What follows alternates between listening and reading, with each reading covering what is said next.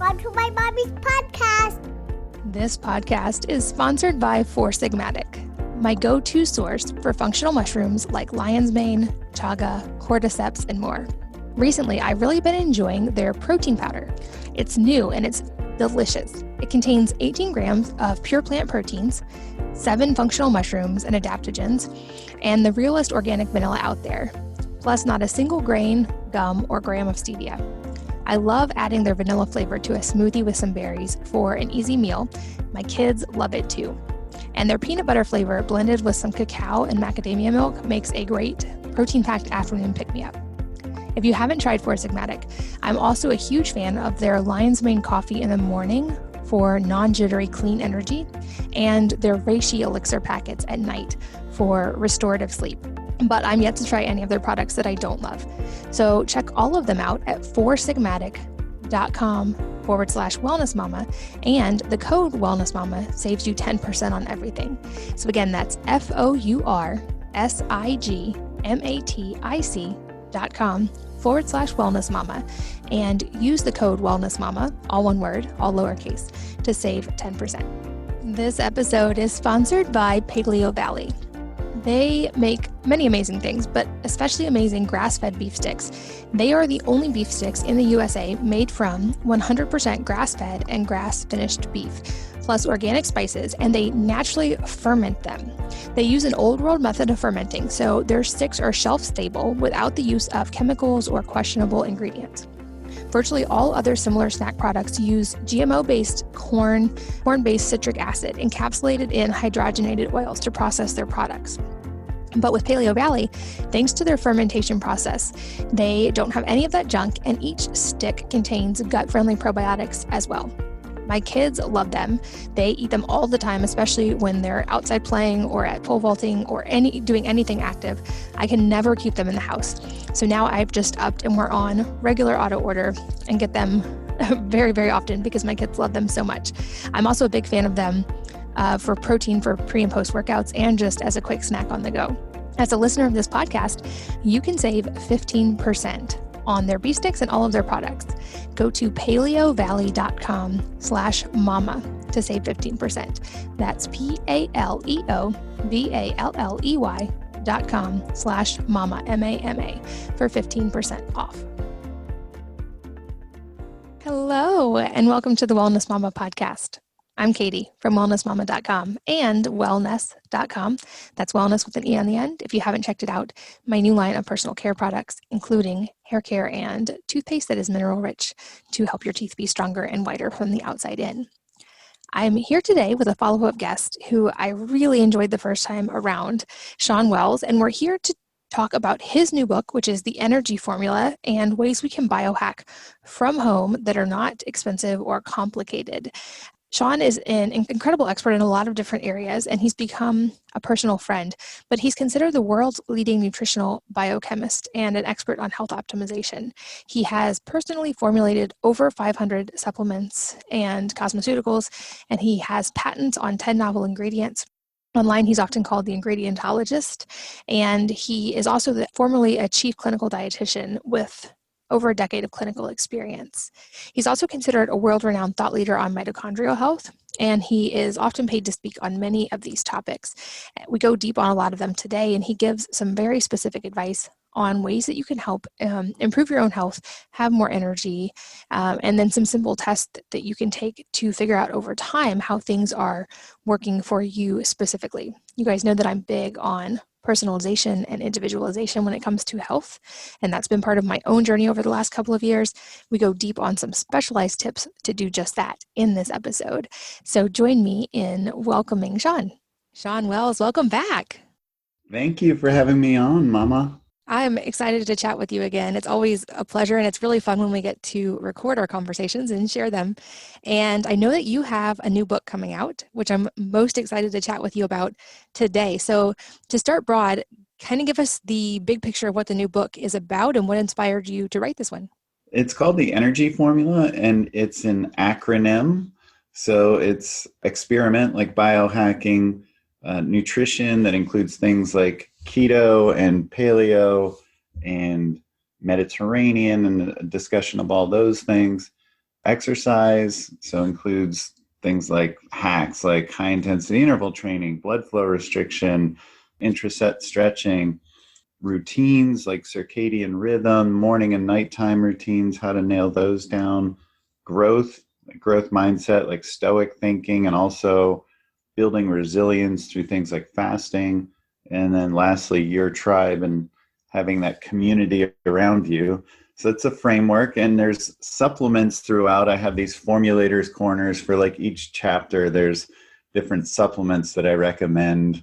Like in growth, there's nootropic supplements, brain boosting supplements, and in nutrition, there's a discussion on polyphenols and anti-aging compounds, and it's really cool. There's also something called resource hacks throughout that really gives you like the devices I'm using, the products I'm using, like, sunlight and sauna and Somnifix sleep tape, and what brands of supplements I use, and just everything. And I have zero affiliate codes or anything associated with it. It's all just the stuff I use.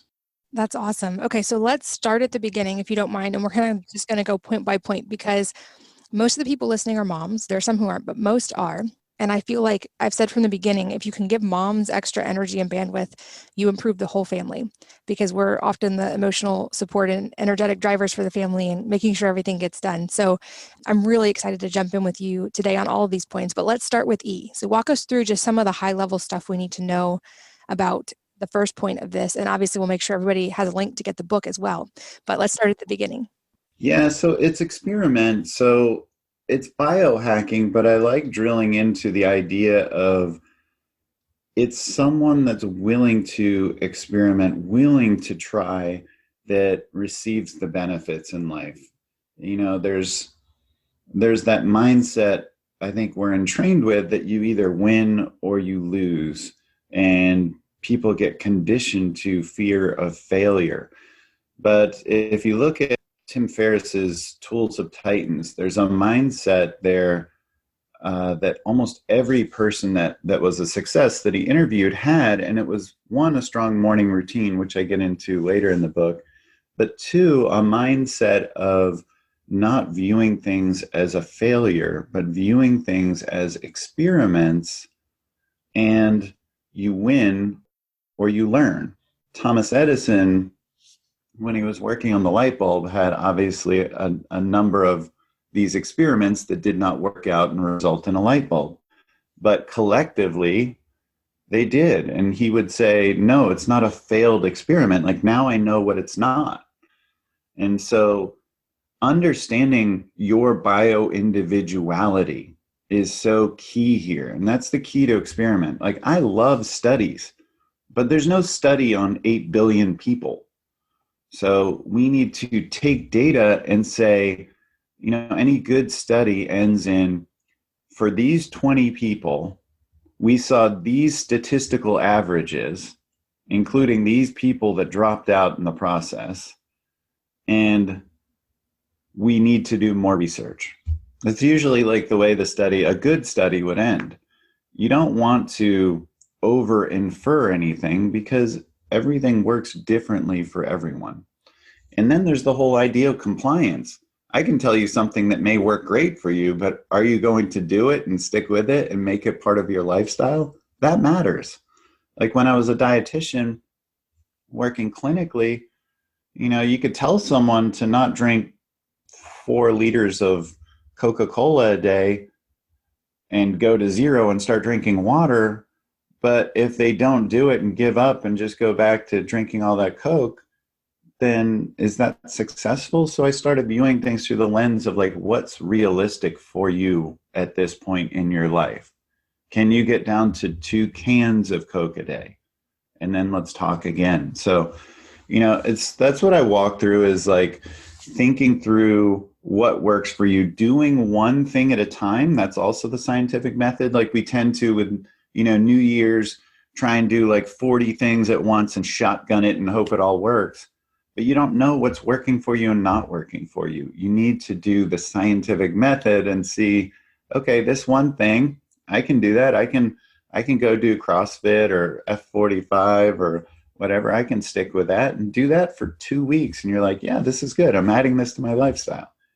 And okay, let me see how paleo works with my new workout routine.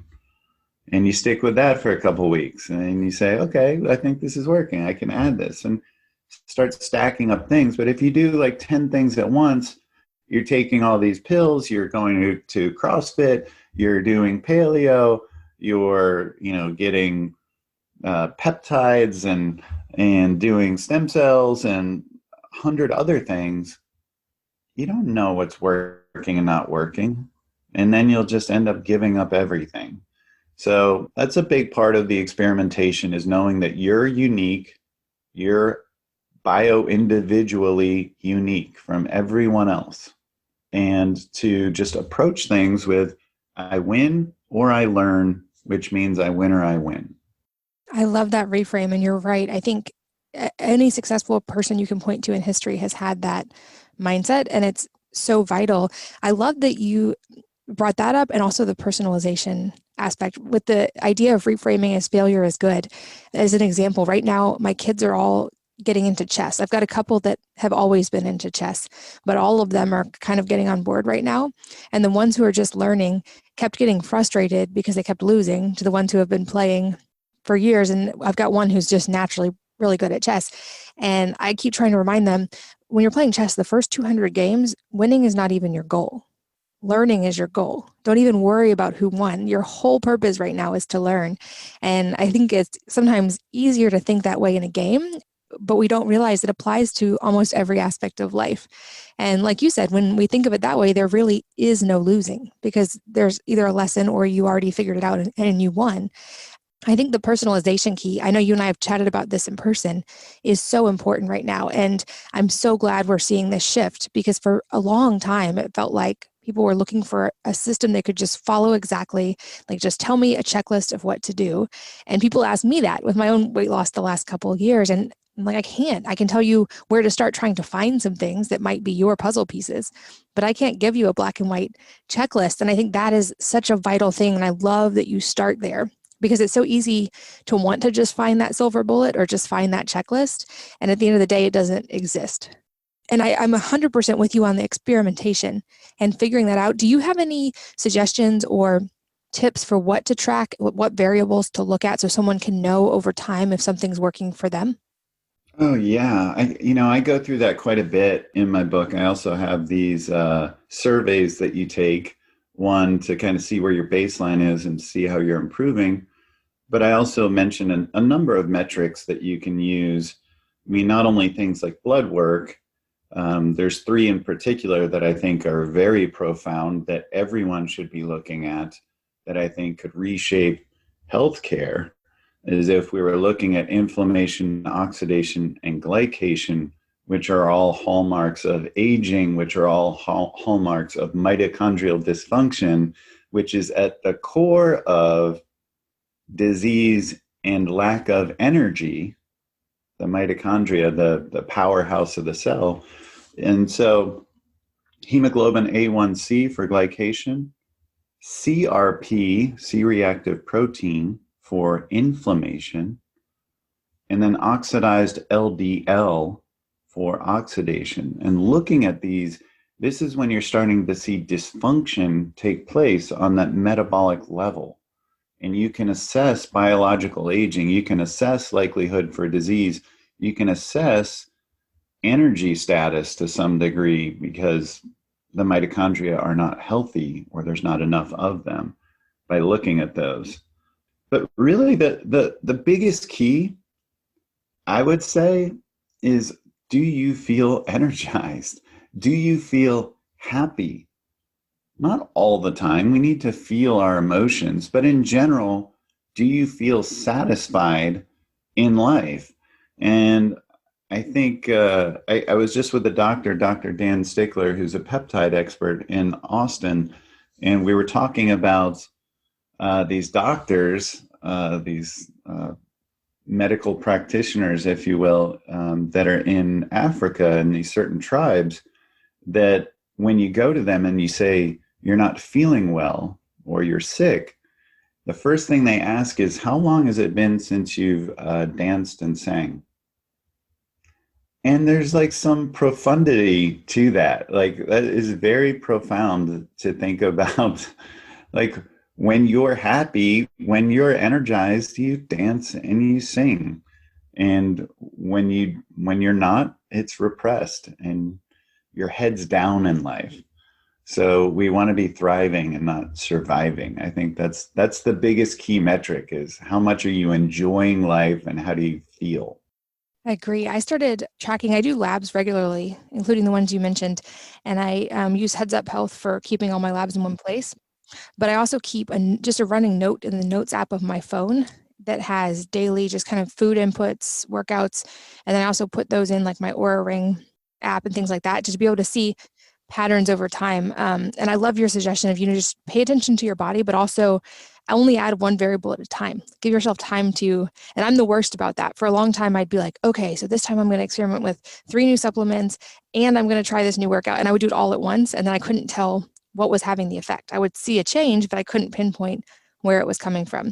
So now I'm a big fan of anything new I'm going to add in one at a time so I can actually gauge what's going on. I also love testing myself. I've been experimenting with glucose monitoring, continuous glucose monitoring, which has been a fun metric. And then also HRV, which I think we touched on briefly in the first one, but just as a refresher, kind of give us a reminder of what HRV is and how we can use that to kind of indicate how our body's responding to something.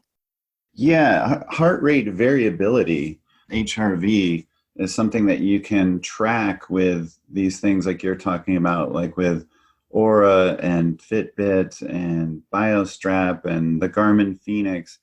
And it's a good measure of how recovered you are. Dr. Stickler and I were actually looking at, I was playing twos volleyball, which is very intense, like just very dynamic. And I played for 4 hours, which is a lot at a high competitive level. And we looked at it, and for about 2 hours, I was doing good. But my second 2 hours, I plummeted. And I played through it. And I've thought my whole life, like, that's what I'm supposed to do, is just like push till you drop.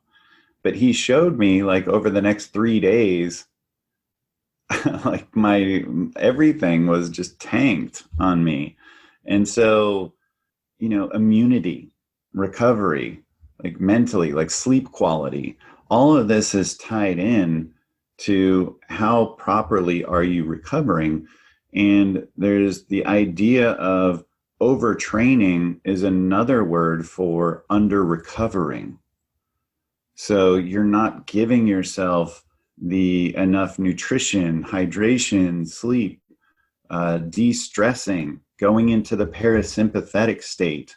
Like, we tend to stay very sympathetically driven, and you need to like get that vagal tone where you tap into parasympathetic with, meditation and relaxation and listening to music and, doing poetry and, whatever, like those things are that get you to relax. But we tend to stay very sympathetically driven with the hustle and grind, which is like sympathetic and ultra sympathetic. And so HRV is a great measure of readiness to train, readiness to go into a sympathetic state, essentially. Got it. Yeah, I've noticed that, like, right now, today mine is lower because I'm recovering from an intense workout. So today is a rest day for me. I'll probably sauna and hydrate, and that's about it for today. But it's so fun to be able to have all of these tools now directly at our fingertips to be able to gauge if something's helping or not. And I think, I know you're big on this too, but there's so much freedom in that data and in the personalization because, like you said, there's no study on each of us individually. So even if we look at clinical data, that's an overview based on averages, but we can now look at how is my individual body responding. And we can also now look at our own genes. We just have the availability of so much information that we can get so incredibly personalized. I know you walk through a lot of those strategies. So let's move on to the second one, to the N, and walk us through some of the high level points there, because I feel like this is one where on the one hand, we have a lot more consensus maybe than we have in the past, and people understand the importance of real food and of avoiding certain things, but then we almost seem to fight over like the 3% we disagree with people on more than we ever have. So take us through some of the high level stuff on this. Exactly, Katie. One of the things that I talk about is that we all should agree on is whole food. Like that's just basics. And it sounds very simple, but how much whole food are we actually eating? There's so much food engineering, ultra processed food, high bliss point food that's literally made for you to overeat it. And that's the problem, is it's overriding satiety, which is fullness signals. And this food is meant to do that. It's meant to trigger dopamine and serotonin. Like you're literally impulsively driven to eat this food. So whether you're talking about carnivore, Mediterranean, paleo, vegan, a lot of these diets now, the core hallmark is eating whole food. Like you could eat carnivore and just eat like spam and hot dogs, I guess. But like the idea is to have, grass-fed, grass-finished, like organ meats and, stuff like that. And then same with vegan, like you could have Coca-Cola and gummy bears and be vegan, but plant-based nutrition and vegan is the idea, to have whole foods. And if we look at these diets, with those like super centenarians, these blue zone people, that's what we see, is they're eating whole food. That's probably the key. But if I was to pick a diet, like I talk about paleo, I do talk about keto, although keto I think is a more advanced strategy. Again, once I would stack up whole food, getting rid of sugar, having some kind of exercise plan in place, and then having some kind of fasting in place, like intermittent fasting, something that's fairly easy, then I might look at keto. So it's those things that I think are essential first. And then, Dr. Daniel Stickler and I were talking. He has a lot of research, and we probably agreed that if we were to pick like one diet, and again, bioindividuality, compliance matters, whatever. If you were try and pick the healthiest diet, it would be Mediterranean keto. That would probably be like, just with the data, like olive oil is such a powerful fatty acid. It's been shown to be a sirtuin activator, which is anti-aging, along with things like red wine, which has resveratrol, which is another sirtuin activator. The sirtuin genes are the aging genes, the resilience genes, if you will. And then keto just being low carb and promoting ketones, it's going to keep insulin lower, it's going to keep blood glucose lower, and glycation, that blood sugar damage, lower. The entire world doesn't need to do this. The Western world, it definitely benefits us because we just have such a high glycemic, ultra processed food diet that keto undoes a lot of that. And it provides an alternate fuel source that it's good, I think, to be metabolically flexible. I do kind of cyclical and targeted ketogenic dieting. So I still have my carbs. I still have fun carbs. I still have cake if I'm going to a wedding. I still have my cheat days and fun foods and pizza and whatever. But 90+% of the time, I'm strict on my diet. And then 10% of the time, I have fun foods. And that's what allows me to make this a lifestyle that's not revolving around restriction. And that's been a key for me. As I used to do like strict keto, and then I'd, crash and go off and, have all these carbs. And then 3 weeks later, I'm like, what happened? So this works for me, is doing cyclical and targeted ketogenic dieting. Yeah, and I love the focus on metabolic flexibility as well. I'm in the same place of I realized, what is the long-term goal? For me, the long-term goal was not that I would be eating an extremely regimented diet for my whole entire life. I'm willing to do that like you most of the time because I feel so good. But there are going to be times when I don't. So how do I become the most metabolically flexible so that when I do decide that I'm going to eat, avocado oil, potato chips, or whatever it is, my body can handle it without me feeling horrible the next day. You also mentioned sirtuin activators. So for anybody who's not familiar, kind of explain to us what sirtuins are and why this is an important key. The sirtuin genes are a set of genes. I believe there's 8 of them, and they're kind of like sirtuin circuit survival genes. So like the more you do things that promote resilience, the more these genes are activated. So it's like a hormetic stressors, which just means challenging the body.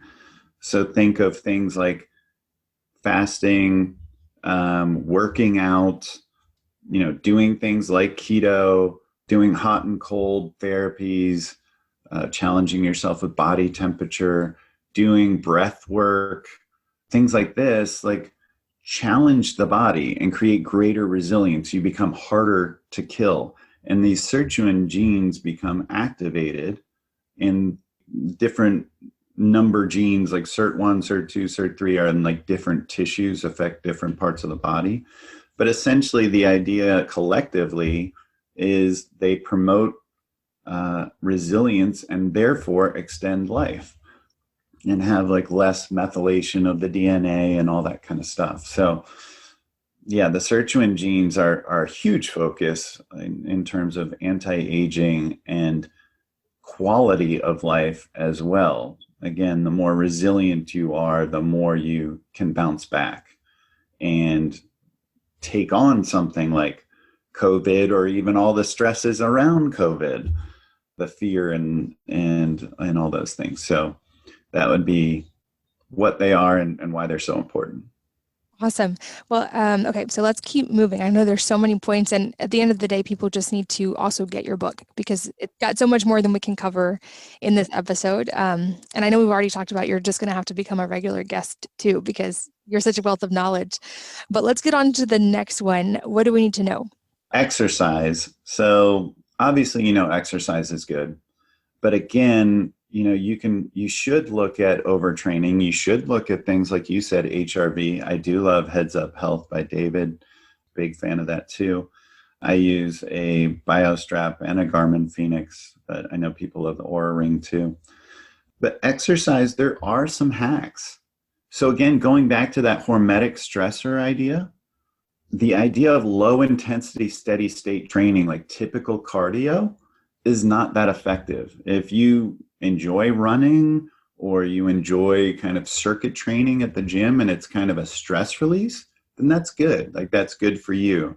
But just know that you will not receive maximal adaptation in terms of muscle mass, fat loss, improving in VO2 max and resilience. That's not going to happen with typical steady state exercise. High intensity interval training is like burst training, like walk to sprint or jog to sprint. And it can be like how you train with weights as well. CrossFit, for example, is sort of like that. It's like an endurance version of HIIT. It's called metabolic conditioning. So that's an ideal way to train. Like you can literally do more in 5 minutes of HIIT training than you can do in an hour of typical steady state training.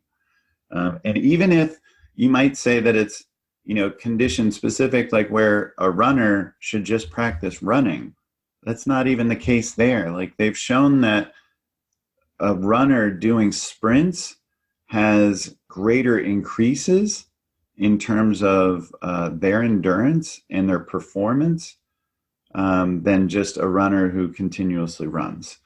So that's one thing. The next thing I would get into is a couple other unique hacks. There's something called blood flow restriction where you put on cuffs and you just cut off some venous flow of blood, the superficial level of blood, and not arterial, which is deeper. And it's basically like putting a cuff on it, like a 7 or 8 out of 10. It just makes you feel like if you've ever done like a drop set or a superset where you like towards the end, you just feel so swollen. You're like, you can't do another rep, and you feel like the burn, and your arms are super pumped, and you can start that way. And what helps is you can deload.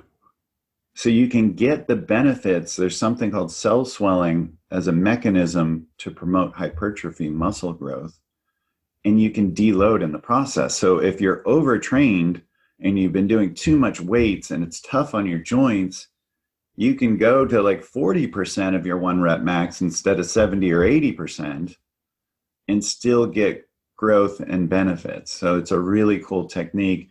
And the last one I throw out is called Intra Set Stretching. And that's like keeping time under tension. So your muscle is always under tension, even between sets. So think of if you were doing bicep curls. And by the way, don't ever rest at the top in a bicep curl. Keep that time under tension. Don't swing through it. Pause at the bottom, pause at near the top, and don't go all the way up so it rests.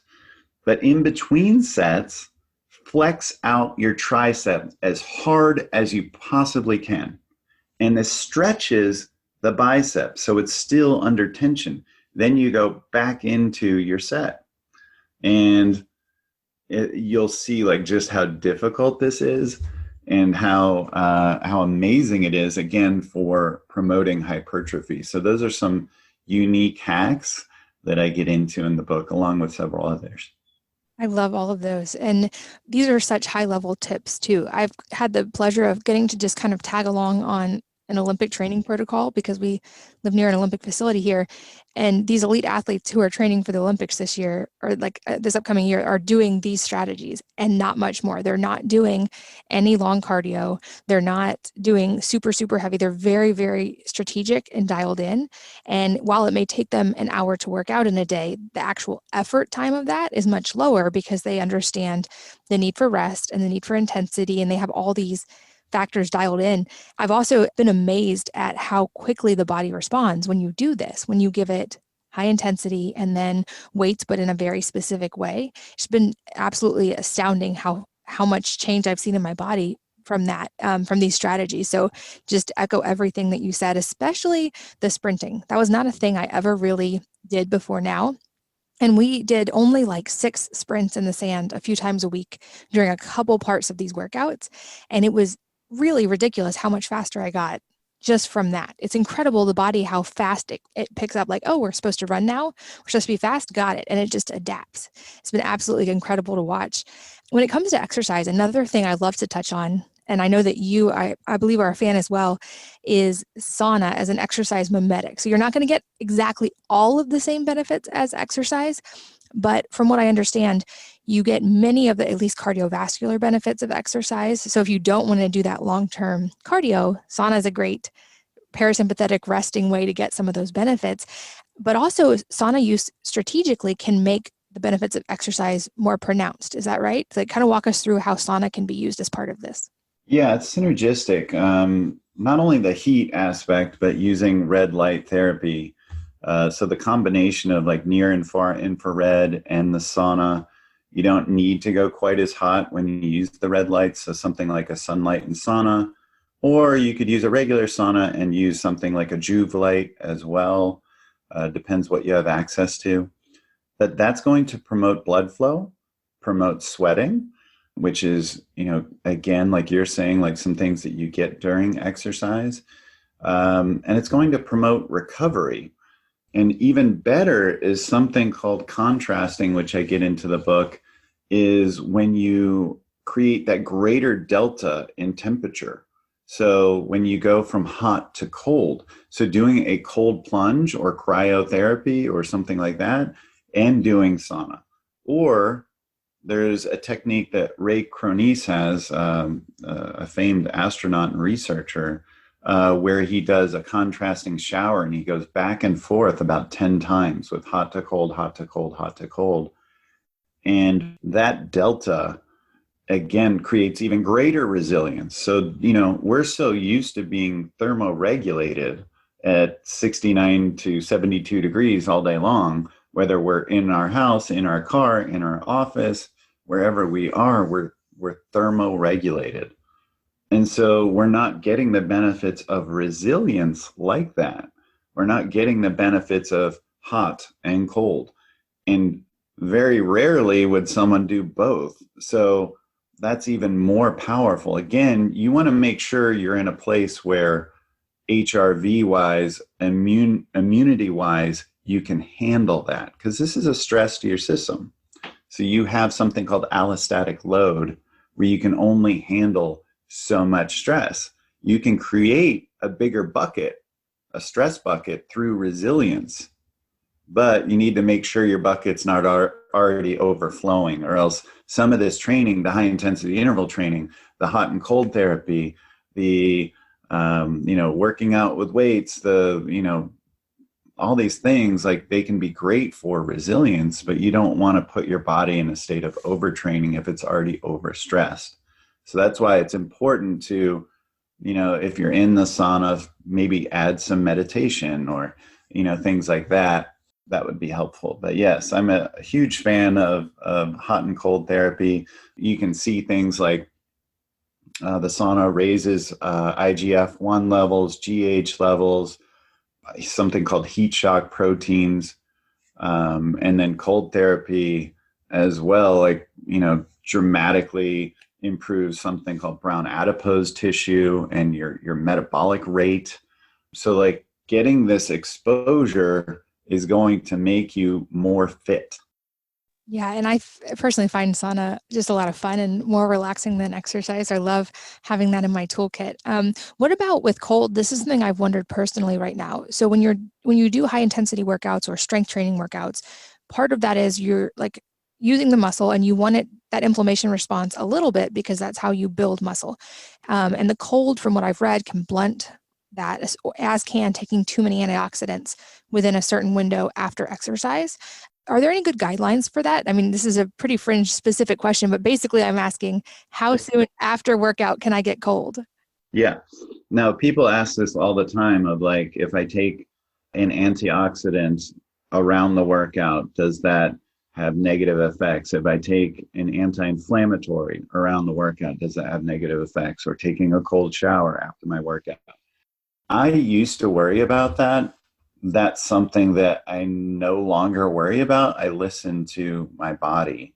If I've had a workout where I feel like I've really pushed it, then I feel like the degree of inflammation is not just localized, it's systemic. And it sometimes is too much. Like I'm saying, allostatic load wise, it's too much. If I'm already getting up early, I didn't get much sleep, I go to the gym, I train hard, to me, a cold shower is something that I'm receiving benefits from. Same with the antioxidants, same with anti-inflammatories. I would listen to your body, and sure, you should listen to your body and how you train, but listen to your body and what it needs. So it's not that there's a wrong time or a hard and fast rule. It's something to be aware of. And I would say, in general, it's probably more ideal to do the cold plunge not around the workout, to do the antioxidants or anti-inflammatories not around the workout. But if you just feel malaise after your workout, if you feel inflamed after your workout, take a cold shower. It's way better than taking anti-inflammatories or taking caffeine or struggling through your day.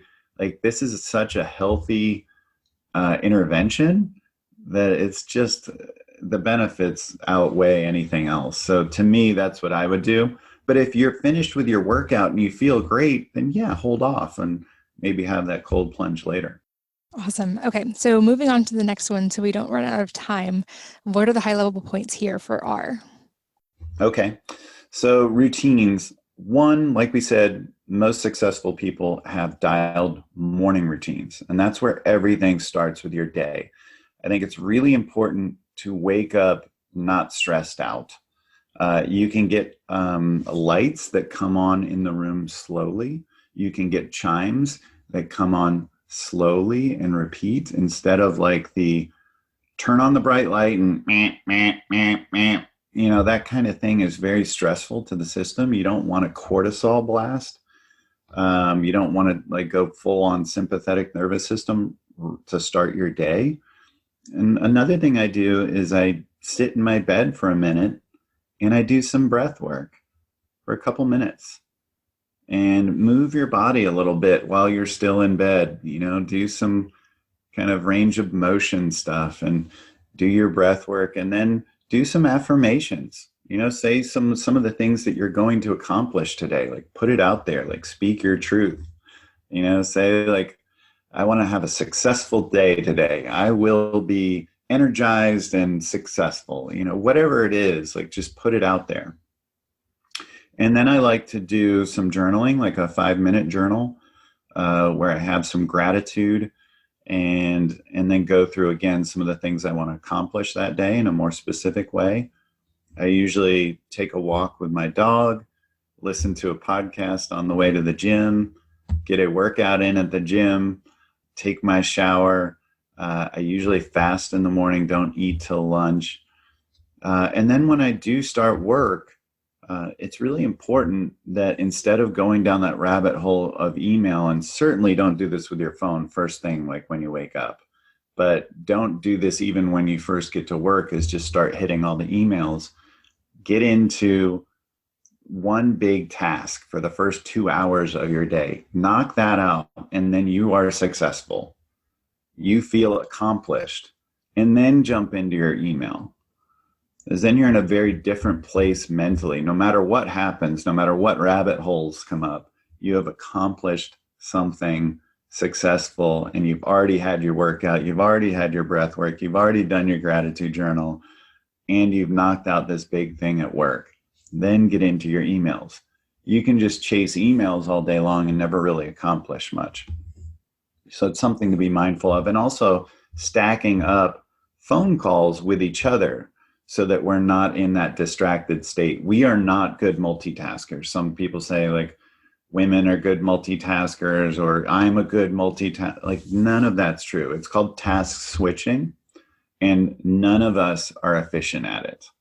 And it really hurts. It can take 5 to 7 minutes to switch back. So we want to get in a state where we're focused on a task without distractions. And that's where you can do deep work. And for some people, that creative work, it's really important to do in the morning too. There is research that says like that 10 a.m. is kind of like the optimal time for that creative work.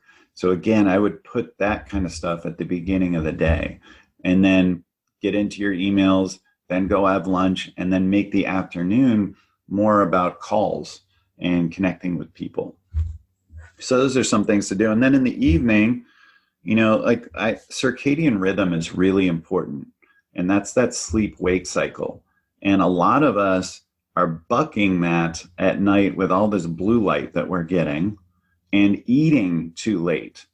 And it's really important. Dr. Sachin Panda's data has looked at circadian rhythm and eating. We should be eating during the daylight window. It's very unnatural to be eating late at night or when it's dark.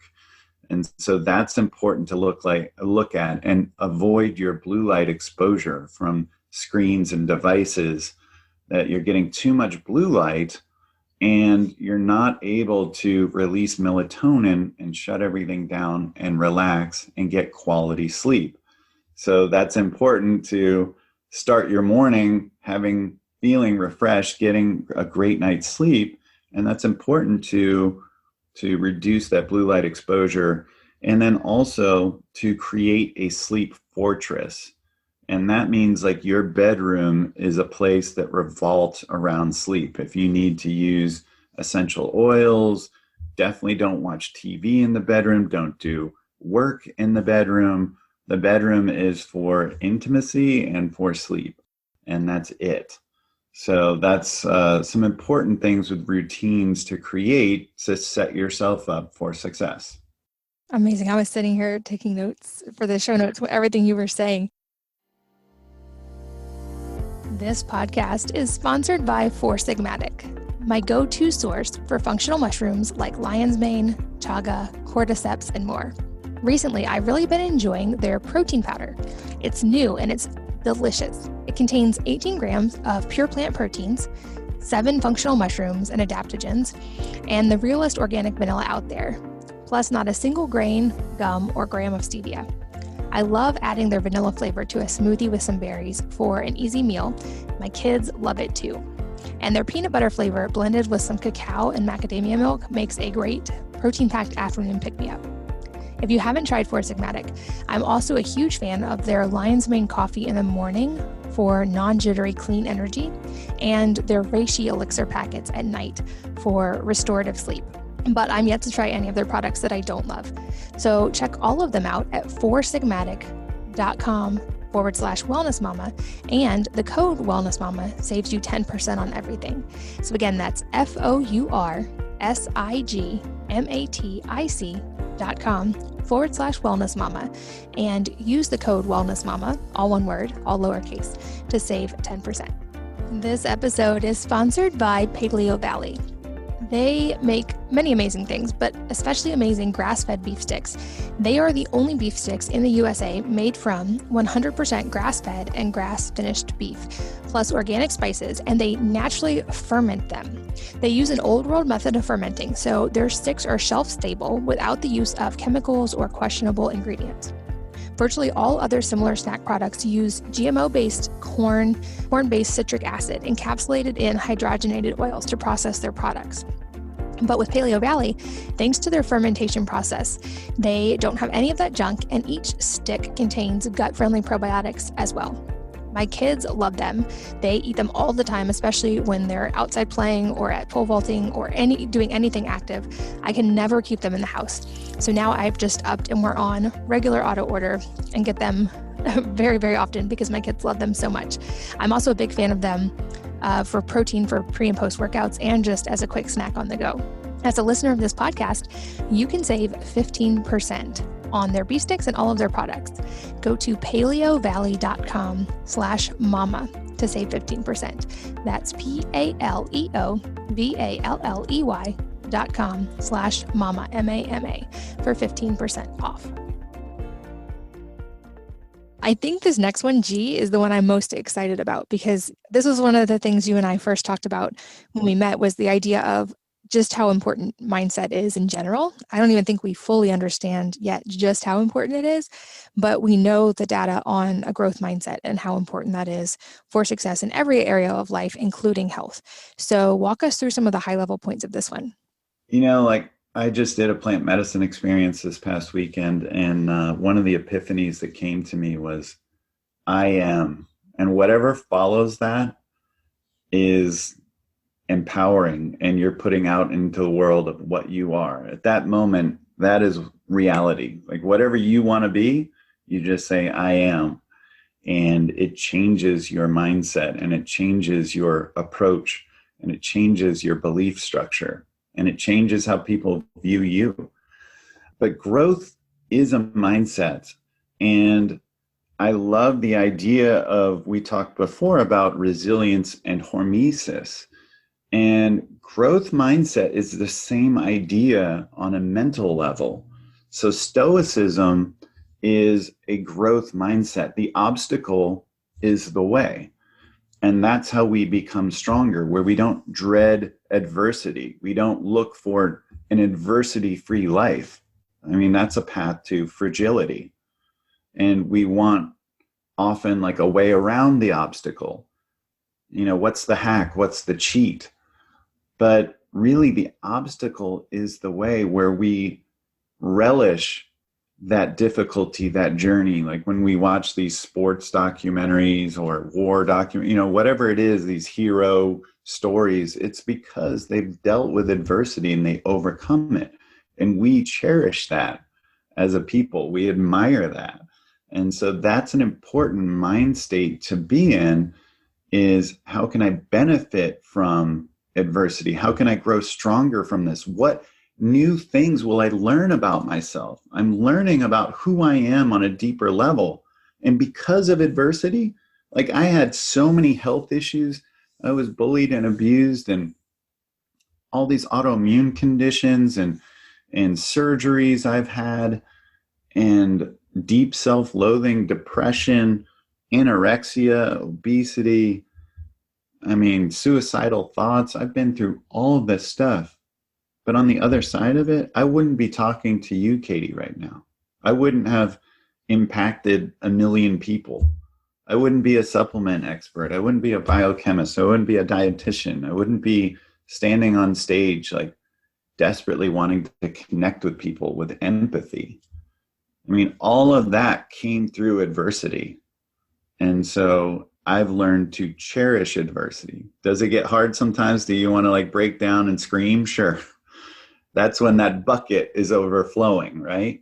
But most of the time, we can grow our bucket, whether it's with mindset or like that resilience, the allostatic load. That's the key is your approach to it, your filter, like how you view it. You know, the glass half empty or half full. I mean, that's so key is your perspective and what you're bringing to it. So many people saw this year as so frustrating and a terrible year. I saw this as an incredible year for so many opportunities business-wise, and two, for me to go inwards. And that's when I started doing plant medicine journeys and working with therapists and getting mentors and building my life team and really developing my passion and honing in my fire. And that's what I've got from this year. So that's what growth can bring you. And I really hope that your listeners can seek that out and benefit from that, is just shifting that mindset to see something as this is an opportunity for me to grow. Yeah, I love that the obstacle is the way. I'm a big fan of Stoicism as well. And I think this year, you're right, has been a great teacher in that. And if we view it as a lesson instead of a failure, as we talked about in the beginning, there's so much to learn. And we can think of this year as an incredible teacher for all of us. And I think this year has also really highlighted another thing that's so important for health and for mental health, and that many people are really struggling with feeling not enough of right now. And that is the idea of community and connection and human relationships. And I love that this is the ending piece of your book, because I think it's the one, when I look at blue zones, that I notice the most. It's like, yes, they eat healthy, and yes, they walk and they drink red wine, but they have really strong relationships and friendships and community. And maybe that's the piece we should be looking the most at. So let's talk about community. I know we share a lot of thoughts on this, and I think it is arguably maybe the most important piece, and one that in today's world can be hard to really get dialed in. So true. So true. I love that. Yes. I've spent quite a bit of time in Sardinia, one of the key blue zones in Italy. And that was what was impressed upon me as a nutritionist, like as a dietitian, like I did the same thing like that you're talking about. I was looking at, they eat the Mediterranean diet, like how much red wine, what type of red wine. But when I went there, it was 3+ hour meals. You know, they skip breakfast, have like some espresso, they have a light lunch, and then they have this 3-hour meal where they prepare the food. And again, it's that whole food. And they commune for hours, and they have therapy in that sense, and they connect and they care about each other. They laugh and they cry and they share the food. And it's a parasympathetic experience. And when we have food, we're often triggered in a psychosomatic way for it to be a sympathetic experience, where we're, on the highway and weaving in and out of lanes, and the radio's up and we're stuffing food in our face, and we got to eat it as quick as possible, or we do it while we're watching a crazy show on TV that's about explosions and killing. And then when you eat food, it actually triggers inflammation. It's not even just the quality of food. It's like what we've entrained our body for. When they have food, they're fully relaxing because they're about to sit down for 3 hours and talk to friends and family and really, enjoy and slow down. And so that is a huge difference, and something I'm looking to build into my life is really building out more community. And then speaking to what we were just talking about, like the life team concept is something that I'm developing more and working with some friends on. and looking to hone in too is people that, like they say, you're a product of the 5 people closest to you. Who are those people that are around you? Are you consciously putting quality people around you that you admire and want to emulate and certainly provide value back to? It's not a one-way street, but you need people around you that are helping you to grow, that are challenging you in the right way, kind of like, again, hormesis and stoicism and resilience. It's that right amount of challenge and support. It's what your body and brain and soul needs, is some of that criticism, but a lot of support too. And so it's holding you accountable.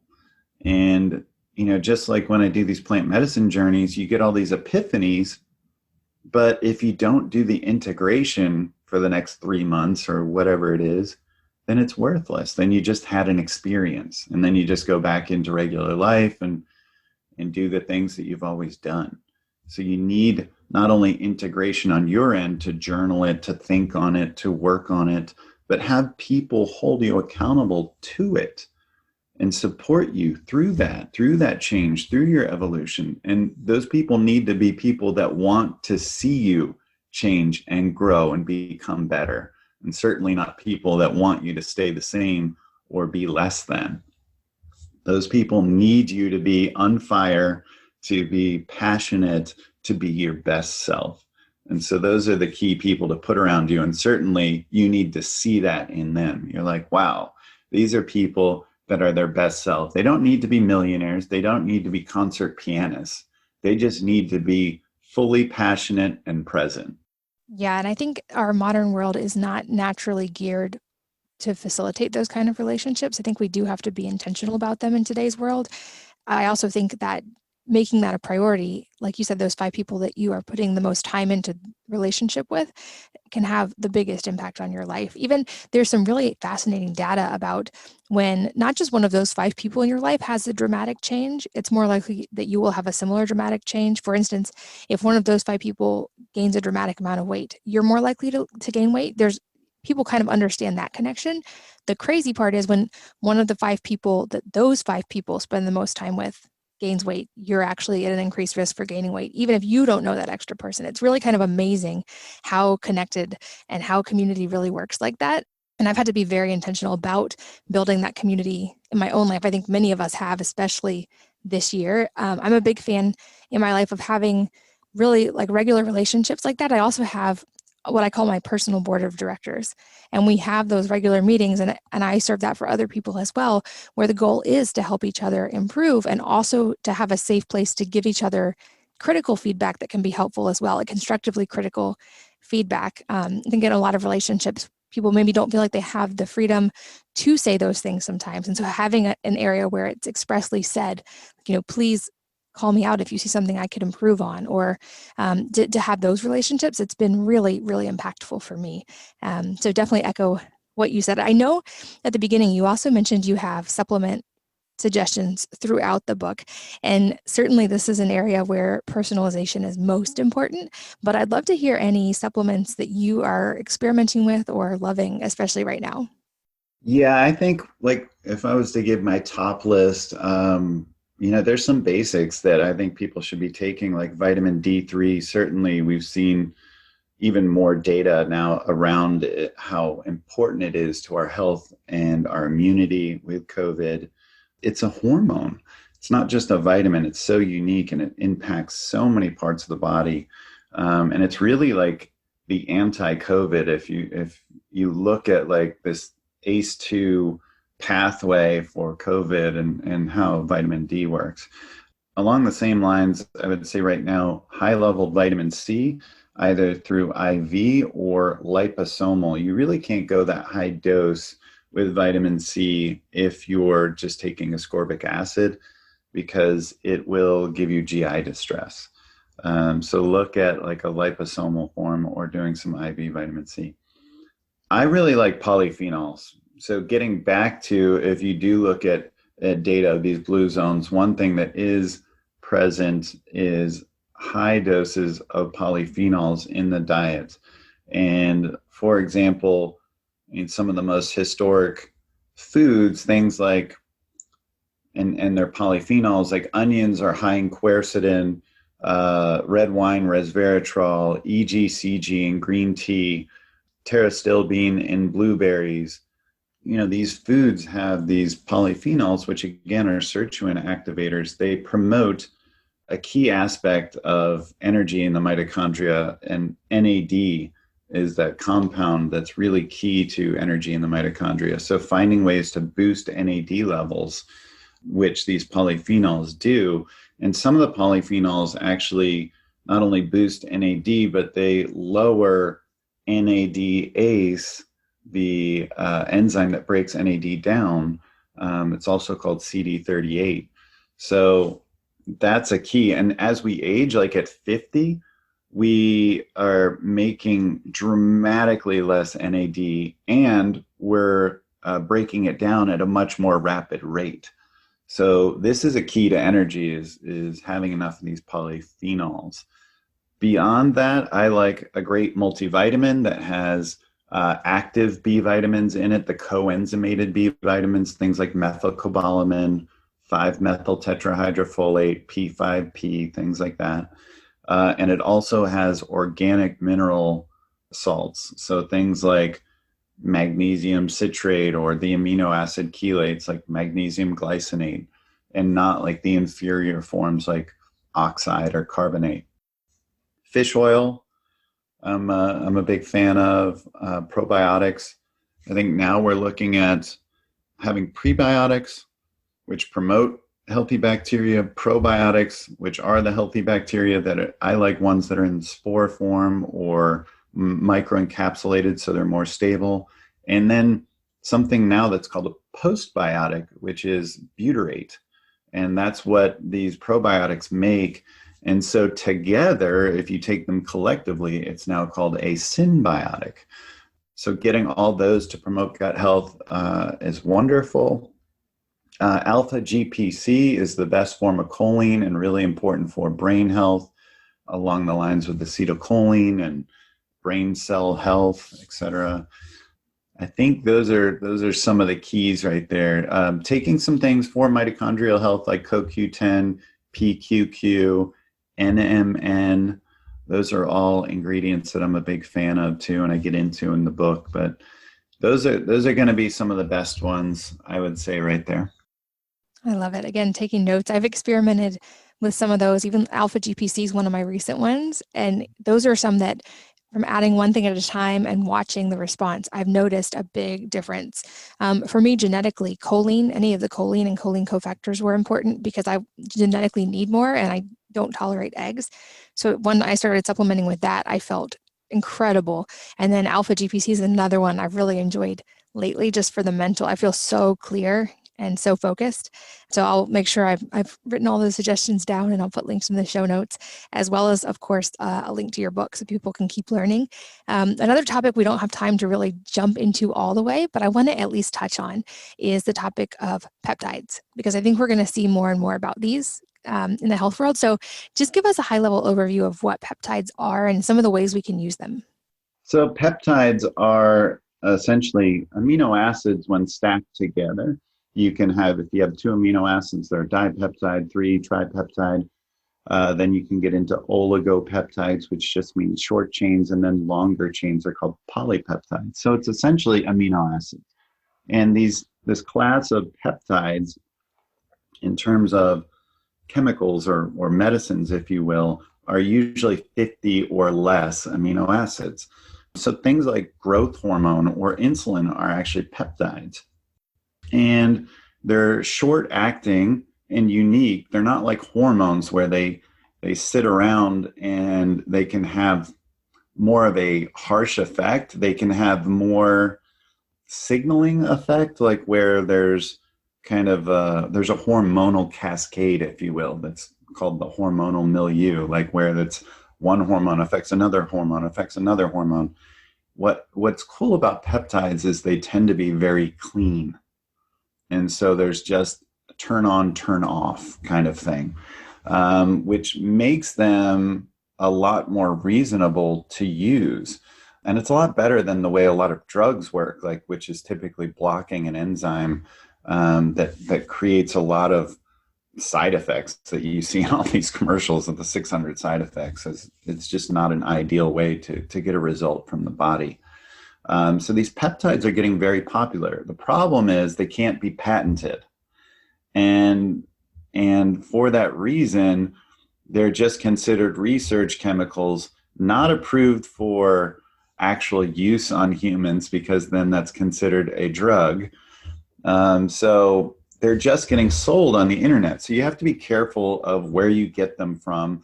I work with a medical doctor that's progressive enough to start using some of these incredible compounds, but you do want to make sure you're getting them from a clean place. The best one that I've seen that he uses and he's tested is Peptide Sciences. So that's the best place to get it. Now, a lot of these peptides, your body, if you were to take them orally, would break them down into those amino acid components, and they wouldn't have the signaling effect, this on-off effect that they would.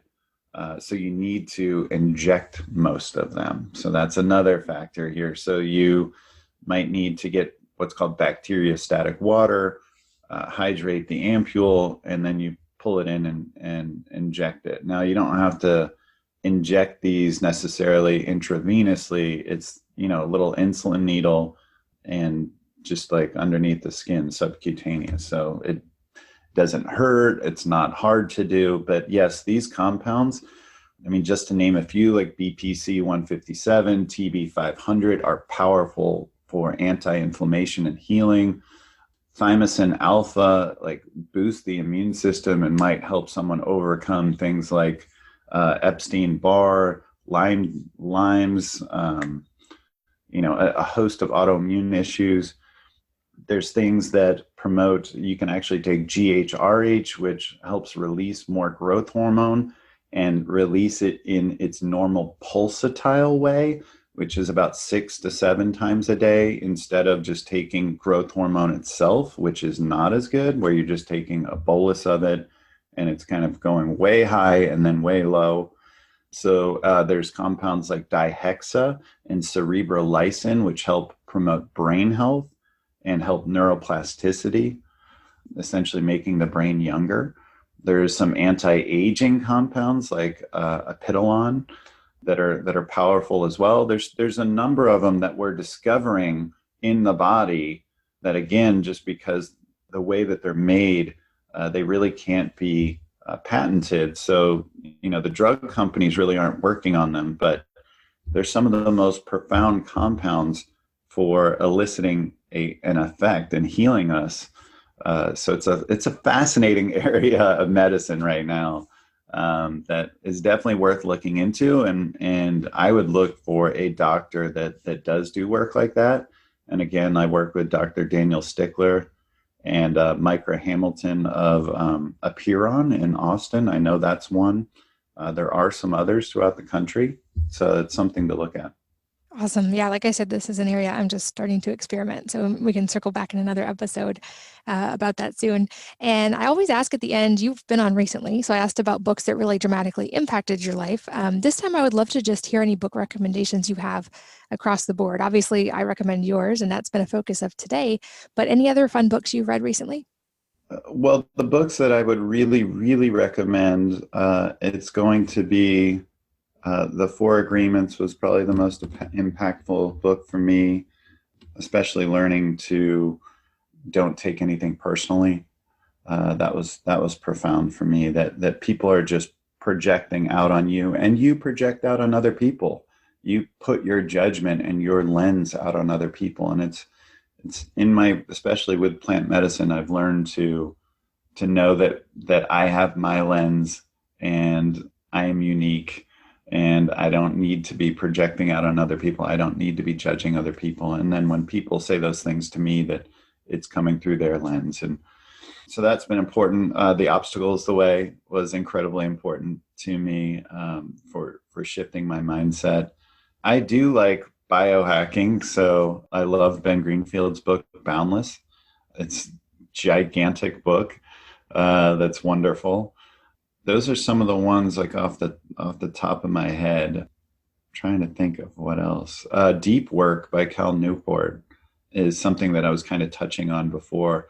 And Tools of Titans is something that I mentioned before. It's great to read these short kind of summaries of all the people that Tim Ferriss has had on, and kind of get a view of excellence and to see the thread that runs through them, as well as what's unique to each of them and what you want to adopt from your perspective. So those are some great books that I've read.